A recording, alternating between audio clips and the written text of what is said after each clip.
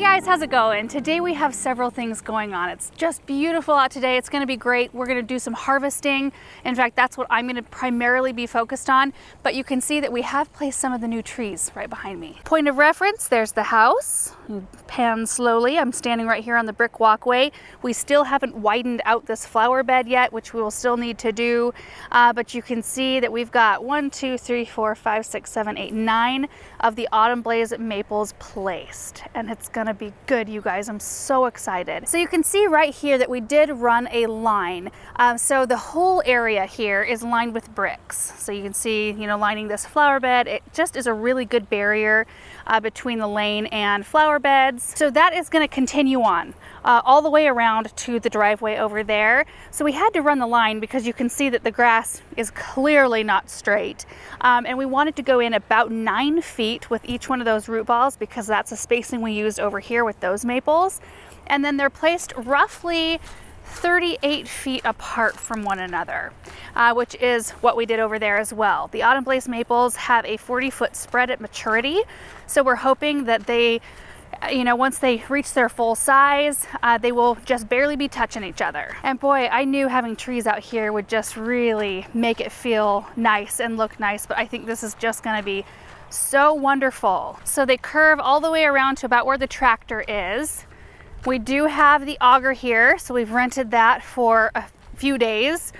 36-inch auger. That thing is a beast, and we've showed you this before. In fact, we've showed you the whole process of planting these before. So Aaron and Paul are going to be working on this part, on planting the trees. Those root balls, you guys, they are so heavy. So they're gonna just kind of plug away at doing this while I'm working on harvesting things out in the big garden out here. One other thing I did want to mention is the locust tree we have planted over here. This is where the maple needs to be planted because it's lined up with that one over there. It's clearly not gonna work. We planted the locust earlier on when we thought we maybe wanted to do a mixed border on this side, and then we decided to do a little bit more of a formal approach. But it works out beautifully, you guys, because we had a katsura tree planted along the back fence line in the south garden that didn't thrive. It came out of winter struggling a little bit, and even Benny was here, who does a lot of our irrigation and brickwork and things like that. And he looked at that tree and he's like, why did you plant a katsura down here? He said he always struggles with them. And I thought, we'll see how this goes. The red fox katsura that we have still looks great, but that one didn't thrive. And I looked at it last week. I'm like, well, that's dead. That didn't thrive at all. So it's perfect. We're gonna dig that one up and put the locust over in the spot that the katsura is in. And thankfully that shouldn't be too big of a project because the locust hasn't been in too awful long, so it won't have an enormous root ball on it. But oh my goodness, you guys, I love it. Any tree you put in the ground is awesome, but I just didn't even realize how much interest it was gonna add to this space and balance, really. I mean, this is a giant piece of lawn. And we do plan to leave a good section of it empty in the center because we want a big place for the kids to be able to just go out the back door, run out here and play and run and kick balls and not worry about wrecking anything. And Aaron and I, we both had grass to play in, which is awesome when we were growing up, but there were always like smaller areas and we were always nervous about, hitting windows or hitting plants, my parents' plants in their garden. And we always just thought, oh, it would be so nice if we just could spread out a little bit.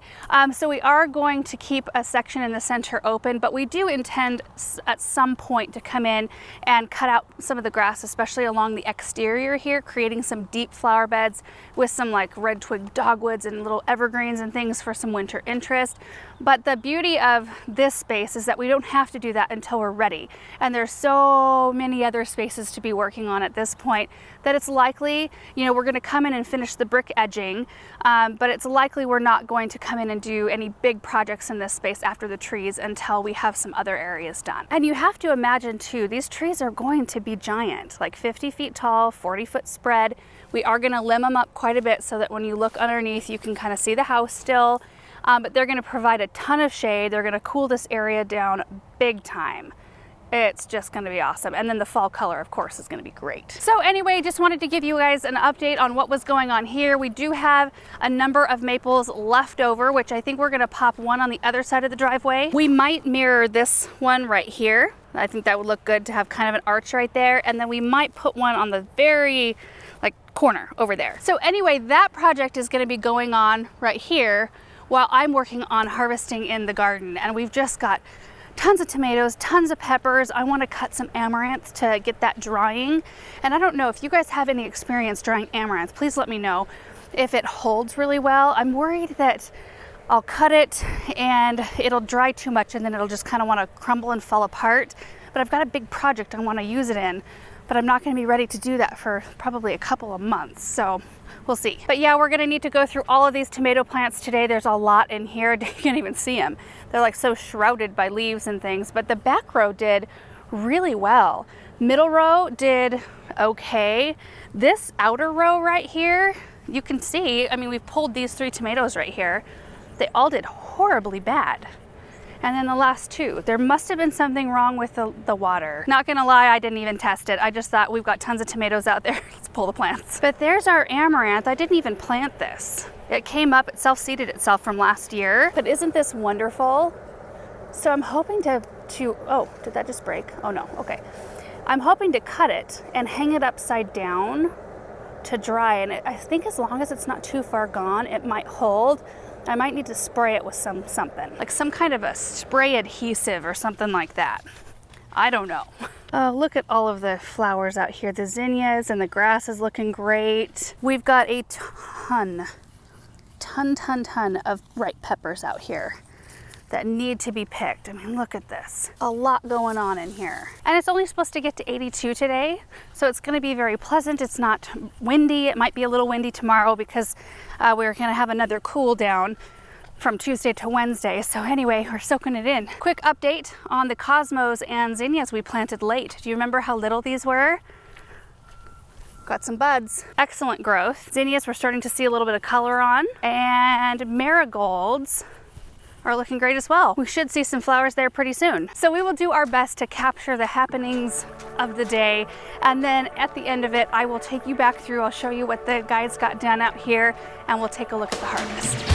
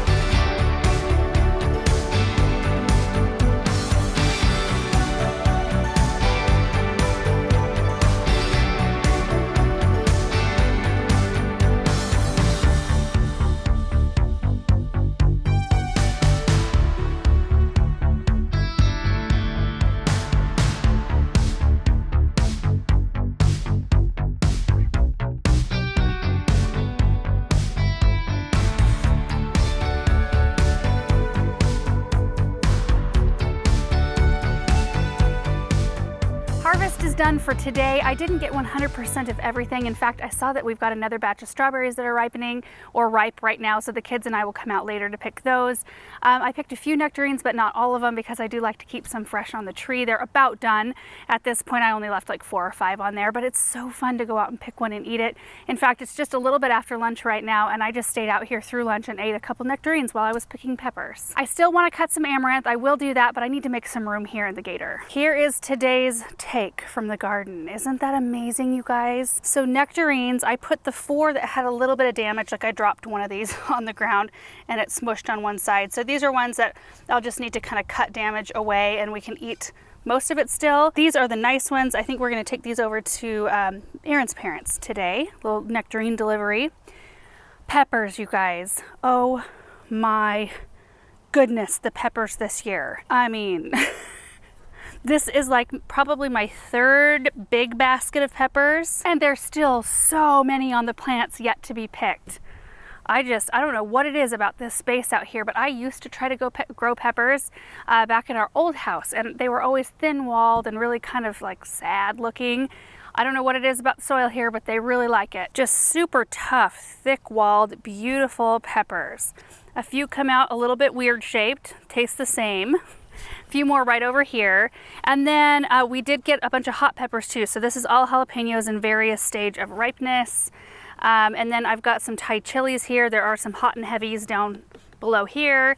And then we've got some sweet. These are all sweet snacking peppers right here. Aren't those pretty? I think these were like, I can't remember the name.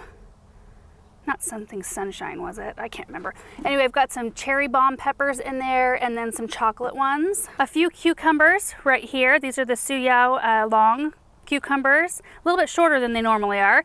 And then a bunch of tomatoes. So we've got Camparis here.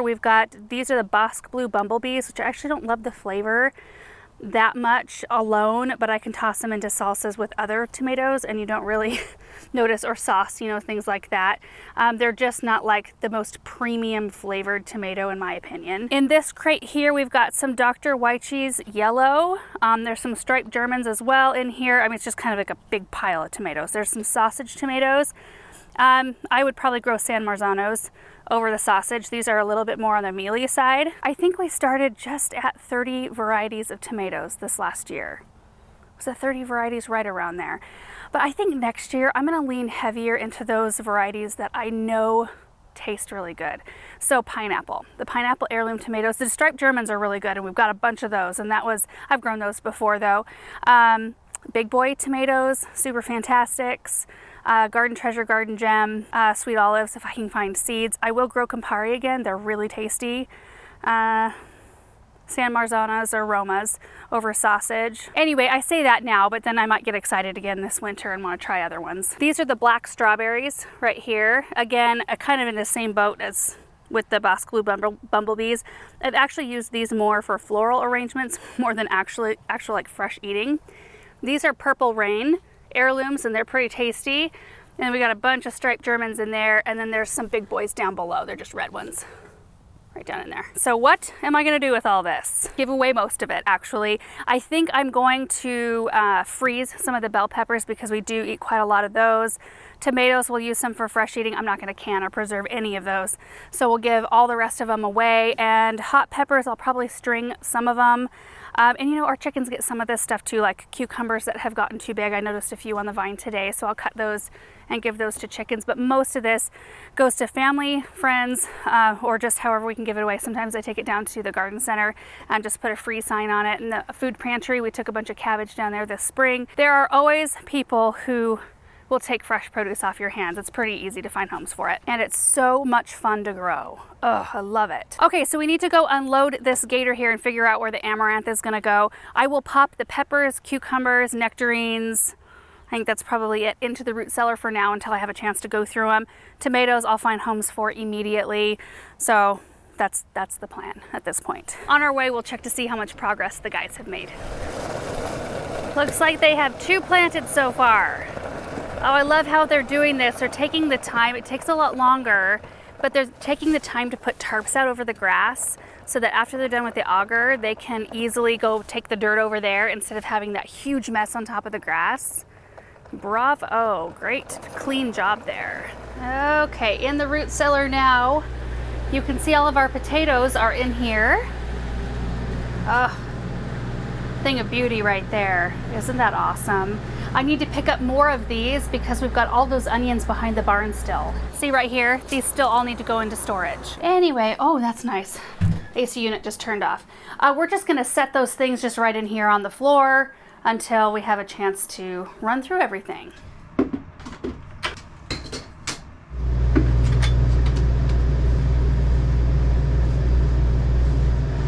All right, there we go. That'll stay in here just for a little bit. It's 47 degrees, or that's what it was when we very first opened the door in here. Warms up real fast when I keep the door open. 79% humidity. I think I'm gonna need to turn the fan up a little bit.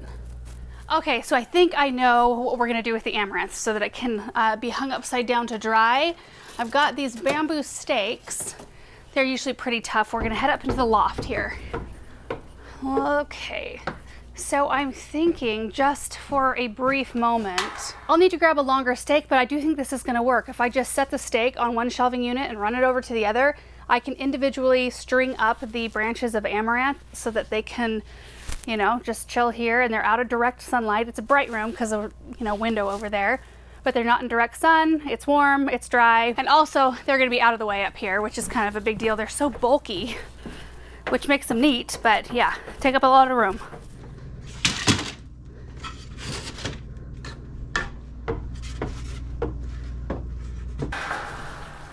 Oh yeah, that'll work.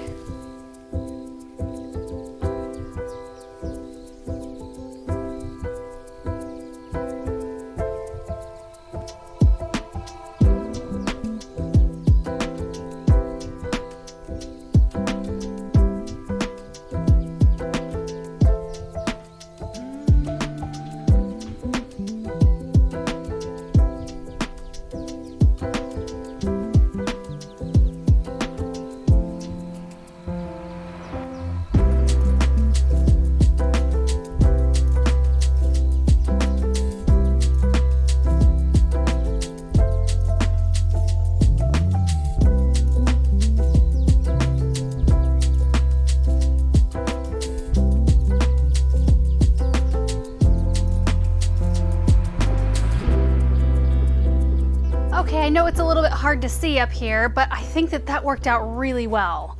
I didn't cut every stalk of amaranth we have out there because I do want to keep a few out there for fresh cutting, but these were the freshest looking ones that we had.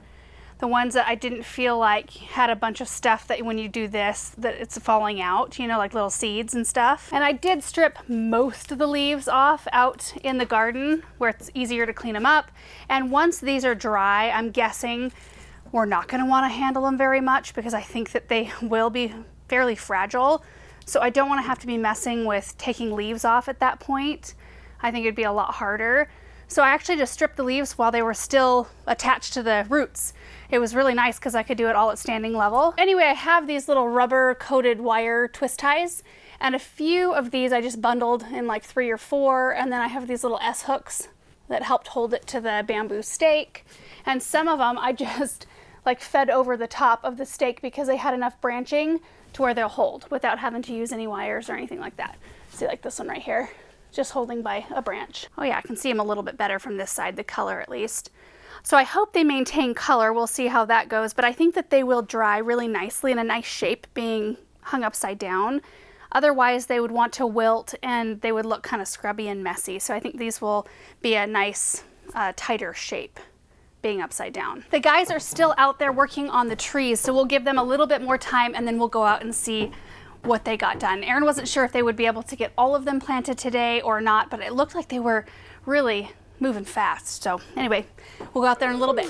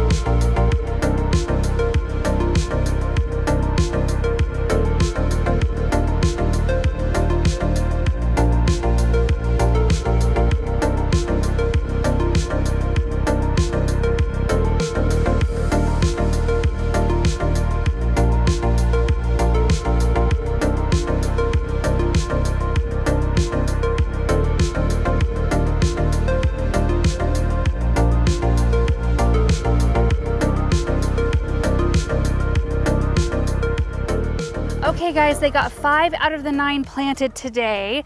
So there's 3 still sitting right here, and then there's a 4th one sitting over by the tractor. They were probably just getting ready to put that one in and then decided to call it. But they're looking really good. Oh yeah, you know, I bet you they were tired out, and we have to hand dig this one because you can see how close it is to the boxes, so that we don't accidentally hit some pipes.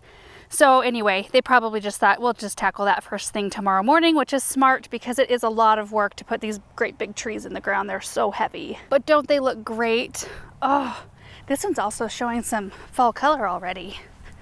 I was noticing some of ours have a little hint of it as well. And I like that they're not too much smaller than the other ones we have over there. Definitely lacking some bulk and a little bit of height, but it's not going to look like there's a bunch of years difference. You know, when you see hedges where it looks like they did one, you know, 10 years ago, and then they maybe did the next shift 5 years ago, that kind of thing. We have that with our North Pole arborvitaes on the west side. We planted ours to the point where we were going to stop them and start a really kind of heavy mixed border with other evergreens in it.